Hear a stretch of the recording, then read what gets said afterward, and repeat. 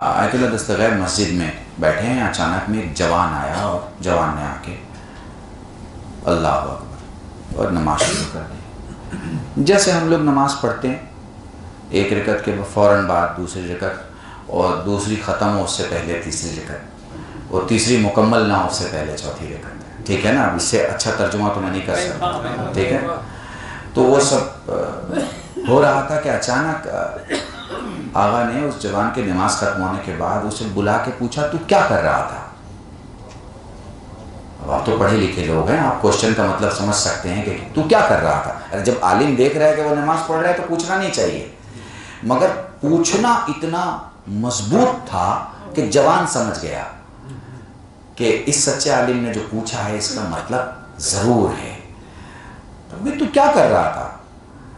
کہا سرکار میں تو اذان کے بعد مسجد میں آ کے اللہ سے بس یہ کہنے آیا تھا کہ میں باغی نہیں ہوں۔ تو نے مؤذن سے بلوایا ہے تو میں حاضر ہو گیا ہوں، میں باغی نہیں ہوں۔ جو لوگ بھی نماز نہیں پڑھتے دراصل میں وہ بغاوت کا اعلان کرتے ہیں، اور پریکٹیکلی بغاوت کا اعلان کرتے ہیں۔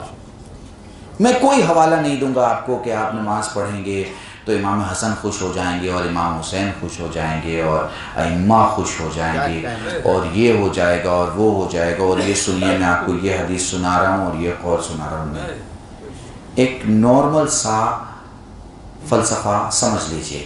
کسی کمپنی میں آپ کام کرتے ہیں، ایک دن آپ لیٹ ہو گئے، 2 دن آپ لیٹ ہو گئے، تیسرے دن آپ نے چیئرمین سے کہا کہ بارش بہت ہو رہی تھی، تو وہ پلٹ کے کہتا ہے سو واٹ، ٹریفک بہت تھا، وہ آپ سے پلٹ کے کہتا ہے سو واٹ، تو آپ کبھی بھی اس کے اس جواب کو غلط نہیں لیتے۔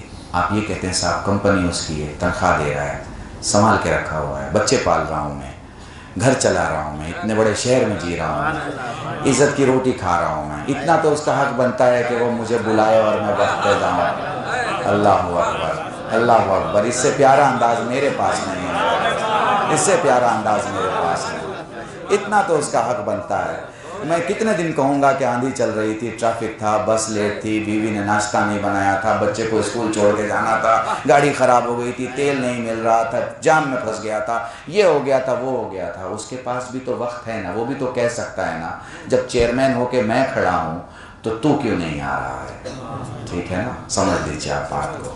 تو جب بھی یہ کالنگ مسجد سے جاتی ہے نا، جب بھی یہ اذان مؤذن کی آواز جب بھی آپ سنتے ہیں نا، تو آپ بس یہ سوچا کیجئے کہ بلا لیا گیا ہے، اب ہمیں جا کے یہ بتانا ہے کہ میں تیرا باغی نہیں ہوں، میں گنہگار ضرور ہوں مگر میں باغی نہیں ہوں۔ درود پڑھیں محمد و آل